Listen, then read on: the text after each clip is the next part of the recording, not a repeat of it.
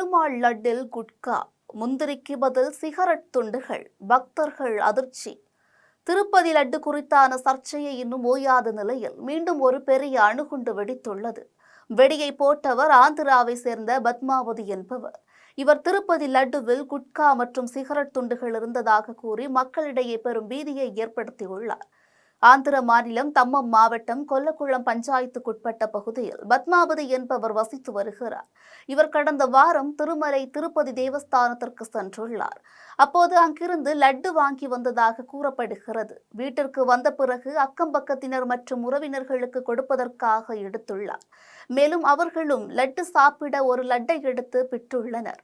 அப்போது அவர் லட்டுவில் இருந்த பொருளை பார்த்தவுடன் அதிர்ச்சி அடைந்துள்ளார்.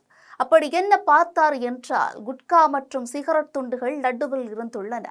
லட்டுவில் ஏலக்காய், முந்திரி, திராட்சை, கற்கண்டு போன்றவைதான் இருக்கும். ஆனால் லட்டுவில் தடை செய்யப்பட்ட பொருட்களான சிகரெட் துண்டுகள் மற்றும் குட்கா எப்படி வந்தது தெரியாமல் விழித்துள்ளார். லட்டு தயாரிக்கும் இடம் மற்றும் தயாரிப்பவர்கள் மிகவும் சுத்தமாகவும் தூய்மையாகவும் இருக்க வேண்டும். ஆனால் லட்டுவில் இருந்த பொருட்களை பார்க்கும்போது லட்டு தயாரிப்பவர்கள் அந்த பொருட்களை பயன்படுத்தி இருப்பார்களோ என்ற அச்சம் ஏற்படுகிறது. லட்டுவில் இருந்த பொருட்களுடன் கூடிய வீடியோ தற்போது வைரலாகி வருகிறது. லட்டுவில் மாட்டு கொழுப்பு, பன்றி கொழுப்பு, மீன் கொழுப்பு சேர்க்கப்படுவதாக அம்மாநில முதல்வரே பகிரங்கமாக கூறிய நிலையில் அதற்கு மறுப்பு தெரிவித்து முன்னாள் முதல்வர் ஜெகன்மோகன் ரெட்டி பிரதமர் தலையிடுமாறு கோரிக்கை வைத்துள்ளார். மேலும் இது குறித்து நாடு முழுவதும் பேசு பொருளாகியுள்ளது.